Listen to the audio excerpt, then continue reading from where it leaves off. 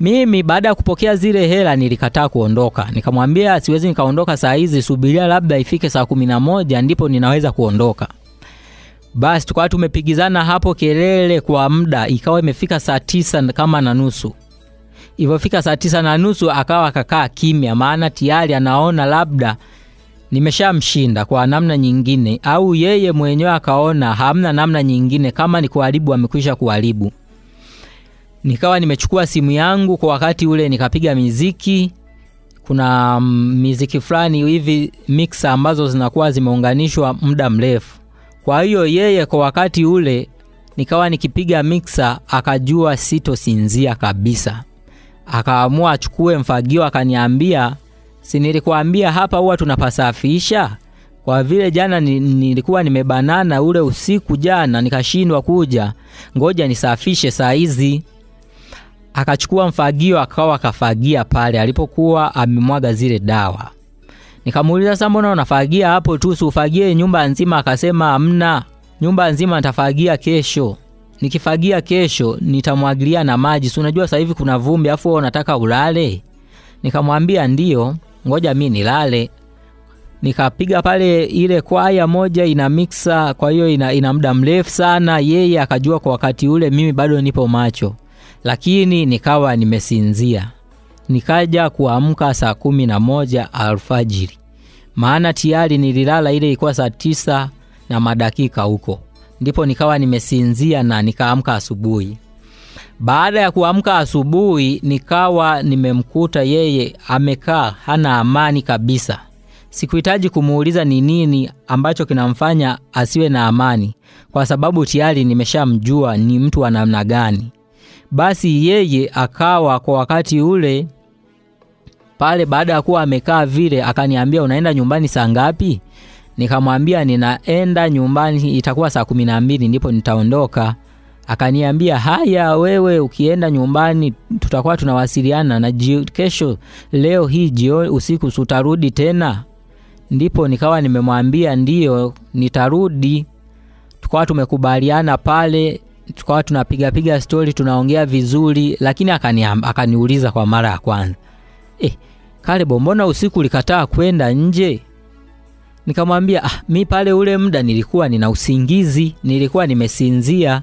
Kwa hiyo sasa wewe pale unavoniforce mimi niende nje ni kwamba nilikuwa na usingizi. Akasema nikamwambia ndio. Basi tukawa tumekaa. Kwa mara ya pili tena akawa ameniuliza, ina maana Kalebo hukuona kitu chochote usiku hapa pale nilivyokuamsha? Nikamwambia sasa ndugu yangu, mimi nilikuwa nimesinzia na pale nilikuwa na usingizi, hamna kitu chochote ambacho mimi nimeona. Akasema ndio, kweli hujaona? Ndio. Akawa ameniambia, unajua Kalebo, wewe kama kuna kitu umeona ni bora uniambie bado mapema. Nikamwambia hapana, mimi hamna kitu chochote kile ambacho nimeona. Basi akasema sawa, hamna shida. Ukienda kule nyumbani, kwa vile unaishi na wale, kuna majirani zangu ambao na wao ni waimba kwaya na walishawahi kuimba naye wimbo. Kwa wakaniambia usiende kuambia akina fulani kwamba mimi nilikuwa sehemu fulani kwa huyu nikimsaidia na nyimbo zake anahitaji kuzizindua. Nikamuuliza kwa nini? Akasema unajua tena wale bana, ukishawaambia unataka kuzindua nyimbo alafu hukuwashirikisha kwenye nyimbo, lawama zinaanza. Basi mimi nikamwambia hamna shida, ila kumbuka ni watu ambao nafanya nao kazi ya Mungu. Kwa hiyo hata ukiwaambia kutakuwa hamna shida ya aina yoyote ile. Akasema hapana, mimi ninachohitaji tu wao wasijue, watakuja tu kuona siku nyimbo zinazinduliwa basi. Nikawa nimesema haya na mimi sitowaambia.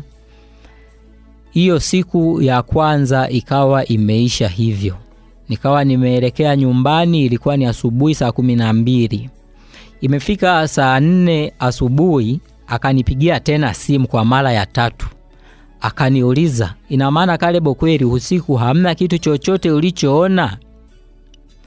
Nikamwambia ndio, mimi hamna kitu chochote ambacho nimeona. Akaniuliza, kwa hiyo leo utarudi?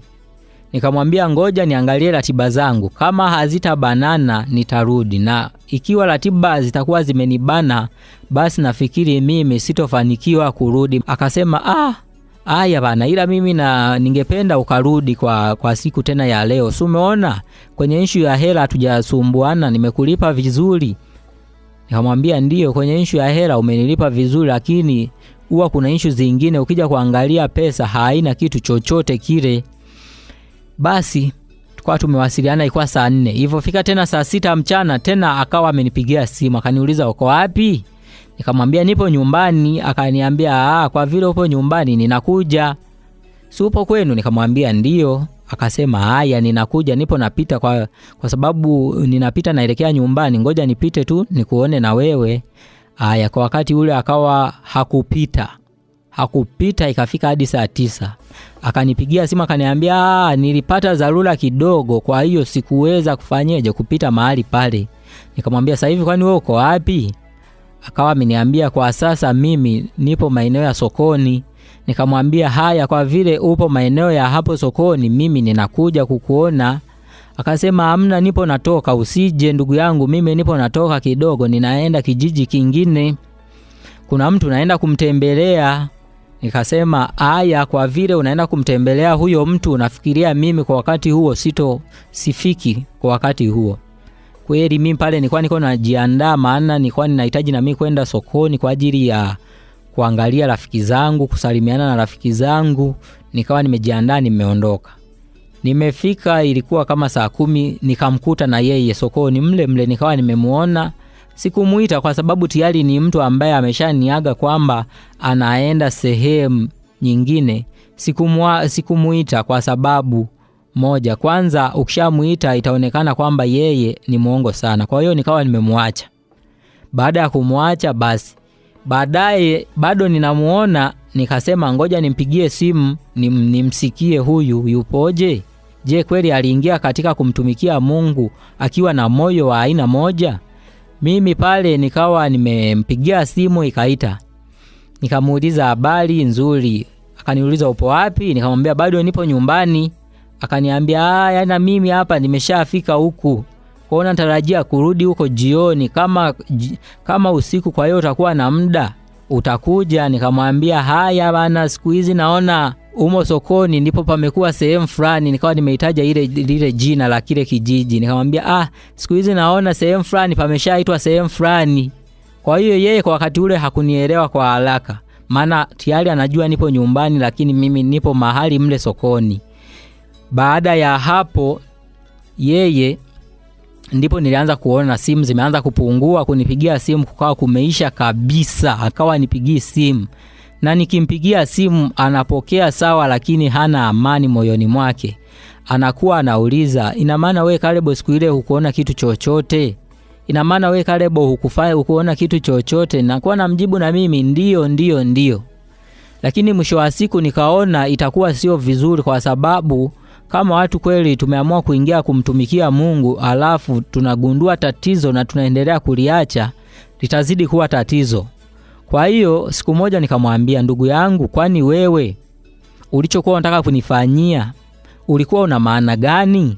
Yeye akawa ameniambia, kwani mimi nataka kufanyia nini? Nikamwambia kwani kile kitambaa chekundu na cheusi vilivyokuwa mabegani na zile dawa zilizomwagwa pale mlangoni, na lengo la wewe kuniamsha ule usiku nikusindikize kwa mtu fulani, ulikuwa na maana ipi? Basi yeye akaniambia, bana, mimi bosi wangu ninayefanya naye kazi ameniambia nitafute mtu waku. Sawa, dakika zetu zimetoweka. Kwa hiyo tuseme kwamba muda umetuishia kwa siku hii ya leo, lakini kijana amedhamiria kutupitisha kwenye ushuhuda ambao umeweza kumtokea katika maisha yake ya uhalisia. Na hii yote ni katika kutafuta uso wa Bwana. Kama asingekuwa na uso wa Bwana, basi kuna mengine ambayo asingeyaona. Kwa hiyo kijana yoyote popote pale ulipo, hakikisha kwamba maisha yako yanakuwa chini ya Yesu, yawe chini ya miliki ya Yesu. Lakini kabla hatujamaliza, mimi nikwambie hivi, hii ilikuwa ni sehemu ya kwanza. Tutakuja kusikia sehemu ya pili. Baada ya kuanza kumchokonoa huyu ambaye alikuwa amemwambia kwamba wewe nitakuwa nakulipa hivi na hivi ukinipigia mahesabu, ambaye alikuwa ni mwimbaji.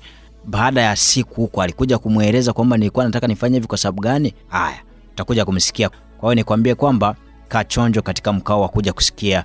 Sawa. tuhitimishe hivyo. Huu ni ushuhuda na tumefika tamati hivyo. Mimi muda wote ulikuwa nami Dennis Matayo. Kama una ushuhuda unatamani kuja kushiriki na sisi siku moja, tumia namba hii 0689114544. Mpaka kufikia hapo tuseme hatuna la ziada, kwa pamoja tuseme asante.